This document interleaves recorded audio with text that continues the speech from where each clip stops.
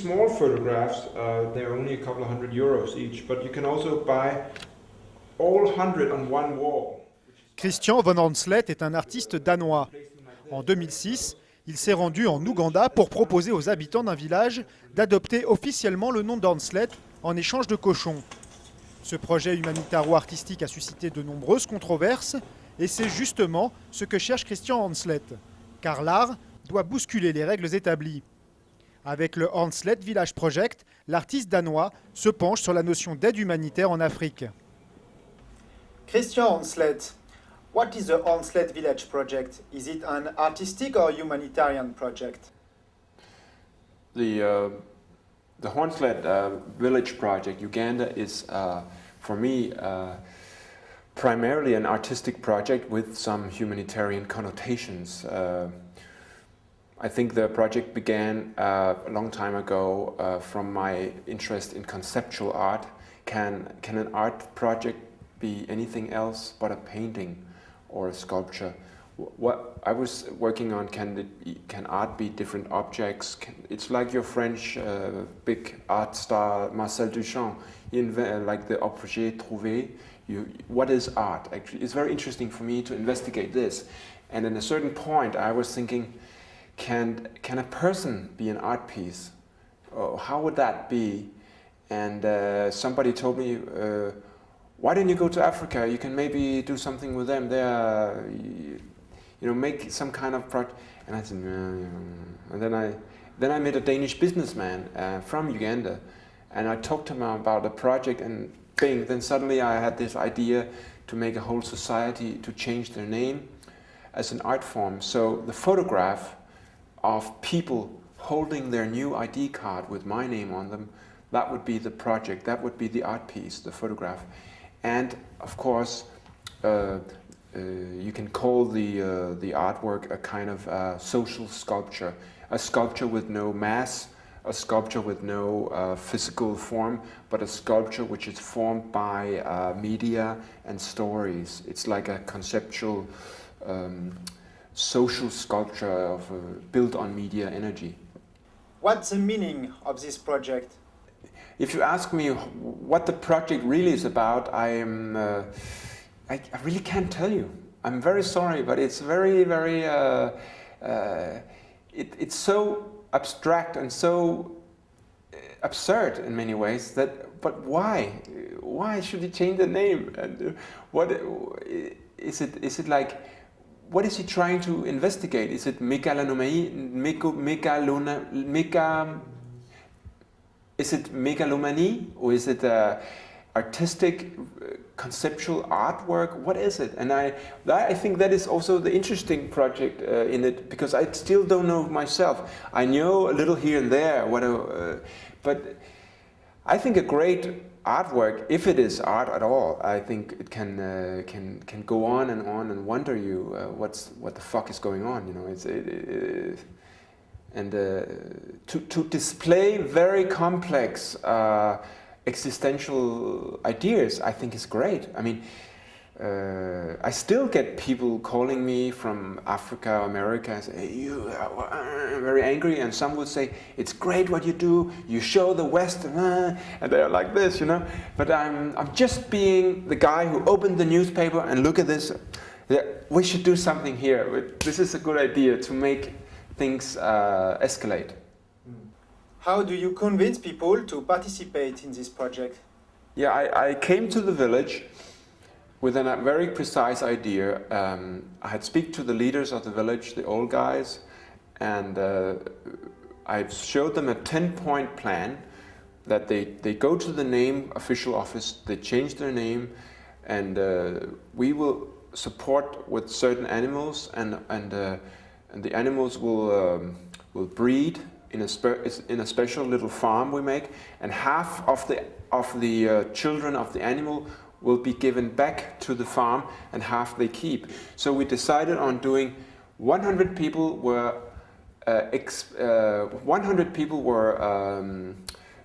representing the village, and the animals were around 380 animals, I guess, and 15% was goats for the Muslims. But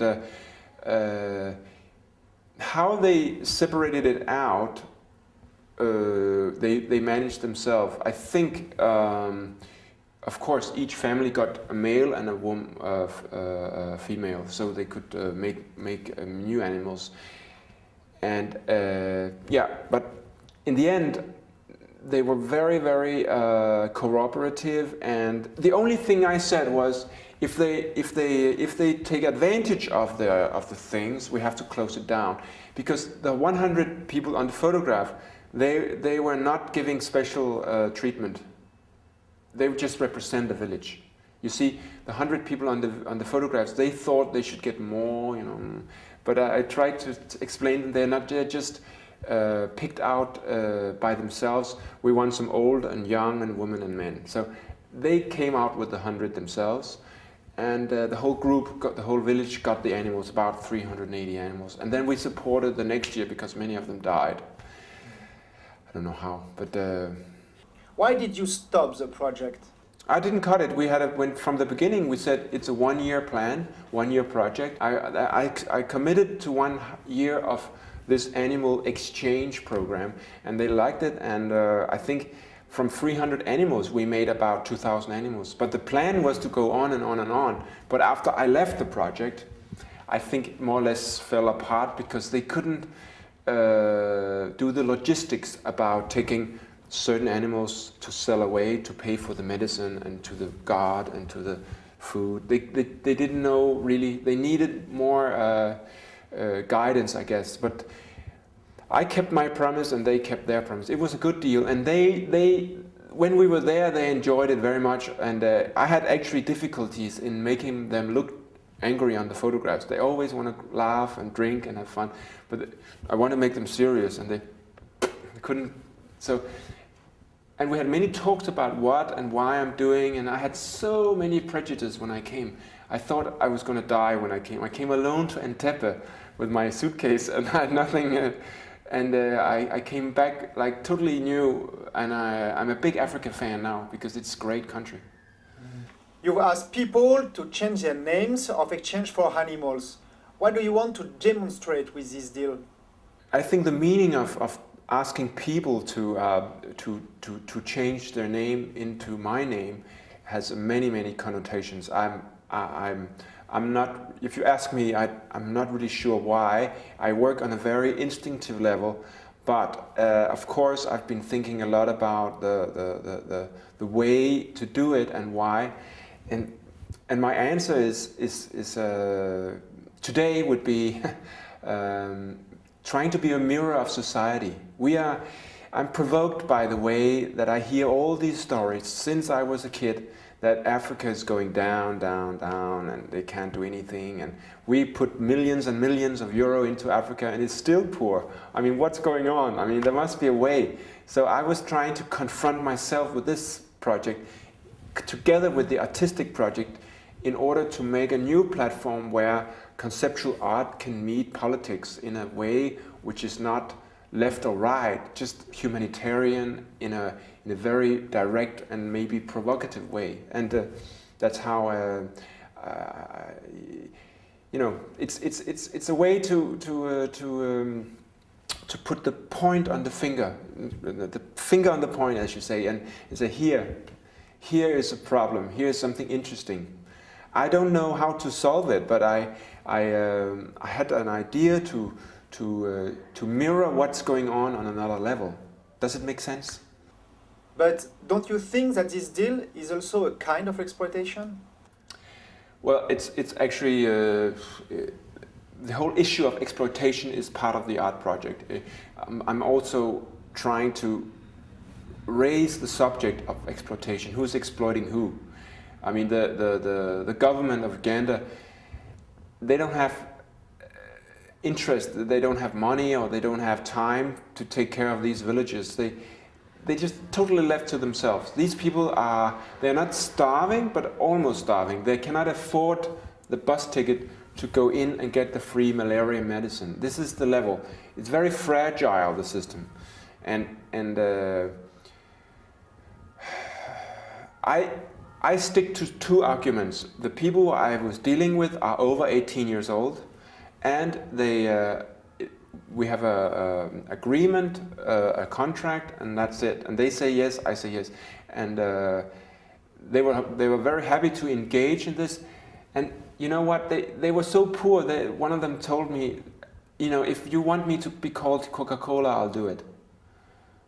You know, when you're so desperate, what do you do? And of course, it smells of exploitation. But what do I get out of it? I'm more researching. I'm trying to finance my art project by trying to selling the photographs. But for it ended up like we became ambassadors for each other. I'm kind of ambassador for them now, and they are ambassador for me. But that smells like neocolonialism, doesn't it? I think we never left colonialism. I think it's always been there and it will always be there, because we need Africa for the resources and they need us for our money. And just don't pretend we go there. I saw, when I went to Africa, I'm not the big Africa expert, but I saw white trucks from this help organization throwing candy in the street. I mean, what do you think in Kampala, to these kids running around? It's absurd. And my project, one of the things which I found very interesting was the way to show that to demonstrate a fair trade. What is fair trade? We buy something from them and they sell something to me. I'm buying a service to change their name, I pay them with this, okay? It's not about donation, it's not about religion. If you come to us, we will save your life. It's pure just to show that free trade does not really exist, or does it? That's the whole thing. And by doing, you meet the people, you ask them if they want to do a deal, they say yes, you shake your hands, and it's done. And at that time, at the project, I used to say that, you know, third world help is death help. You know, you just push the problem. I think you need to put companies there, give them 5 years of tax-free business, and let things go by itself. You know, these guys want to work, they want to do something, but they need investment. And before that, they need political stability, blah, blah, blah.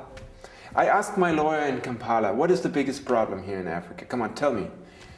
And he said, without any questions, it's ignorance. So they are actually doing now a 20-year plan to try and fix up the schools. It takes one generation, of course, but I don't know.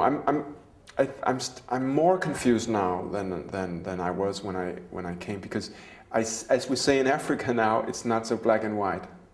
In your opinion, what is the most shocking part of this project? What provoked the most was the subtitle, "We want to help you, but we want to own you."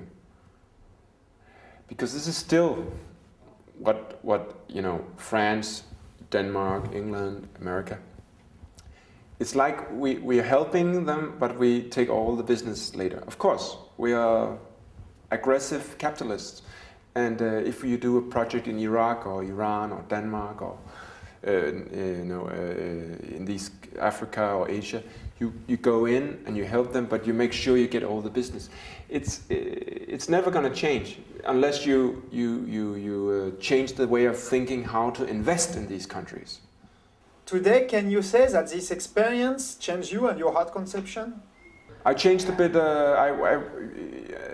There was a documentary film made when we went to Africa, and the film is more about, because the director wanted it to be about how I changed, and it's interesting to see that I came down as a conceptual art work. I do this and this and this, and I try to do things, and then I would observe it and I go back. But in a way, I came down as a very logistically thinking, engineering type, but I came back like more interested in humanistic work, because it's so rewarding and it's so